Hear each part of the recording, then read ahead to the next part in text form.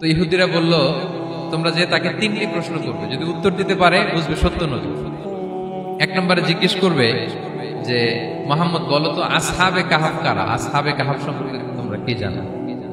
যে সূরাটার নাম সূরাতুল কাহাফ। কাহাফ মানে হচ্ছে কেই, গুহা, মানে গুহাবাসী।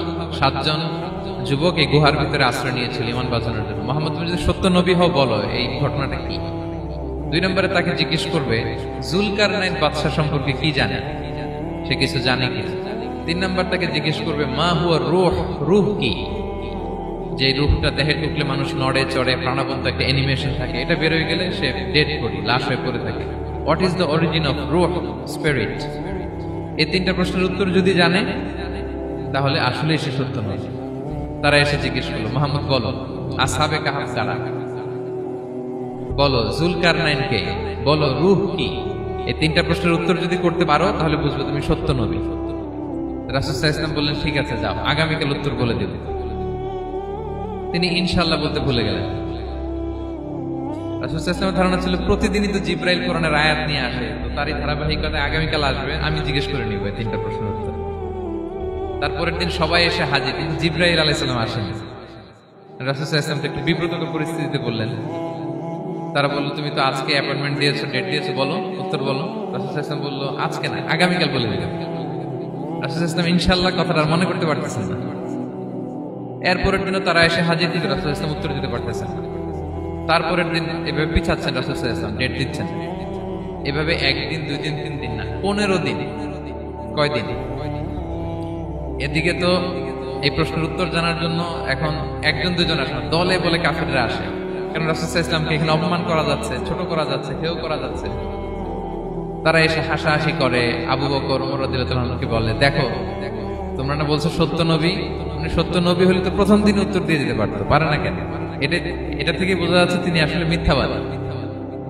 15 দিন রাসূল সাল্লাল্লাহু আলাইহি ওয়াসাল্লামের জন্য এত বিব্রতকর পরিস্থিতি আর ছিল না।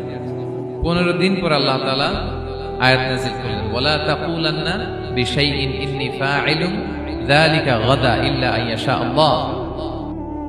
অর্থাৎ হে নবী, ভবিষ্যতের কোনো কাজে যখন ওয়াদা দিবেন, কমিটমেন্ট করবেন, আপনি আইয়াশা আল্লাহ মানে ইনশাআল্লাহ বলা ছাড়া কখনো দিবেন না।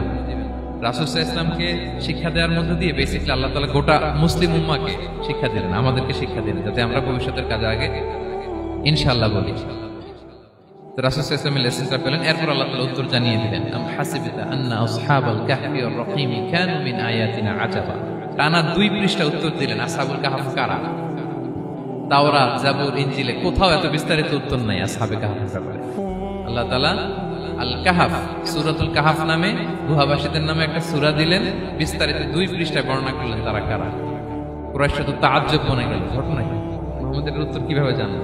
সে তো কারো কাছে পড়ে নাই, লেখে নাই, এই দেশের বাইরেও কোথাও যায় নাই। দ্বিতীয় প্রশ্ন ছিল জুলকারনাইনকে। আল্লাহ আয়াত নাযিল করলেন ওয়াসআলুনাকা আন যিল কারনাইন কুল সাআতলু আলাইকুম মিনহু যিকরা। টানা আল্লাহ তাআলা প্রায় 1.5 পৃষ্ঠা, 1 পৃষ্ঠারও বেশি জুলকারনাইনের ঘটনা শোনালেন। আর রূহের কথা শোনালেন সূরা আল ইসরাতে ওয়াসআলুনাকা আনির রূহ কুলির রূহু মিন আমরি রাব্বি ওয়া মা উতীতুম মিনাল ইলমি ইল্লা কালিলা। রূহ এটা আল্লাহর স্পেশাল একটা অর্ডার, আল্লাহর আদেশে এটা ঢুকে আল্লাহর আদেশে বের হয়। এটা কেউ ছুঁতে পারে না, ধরতে পারে না, দেখতে পারে না, এটা আল্লাহর পক্ষ থেকে একটা মিরাকেল। 3টা প্রশ্নের উত্তর যখন আল্লাহ তাআলা দিয়ে দিলেন, রাসূল সাল্লাল্লাহু আলাইহি ওয়াসাল্লাম তাদেরকে সাবলীল ভাষায় শুনিয়ে দিলেন, তারা অবাক হয়ে গেল।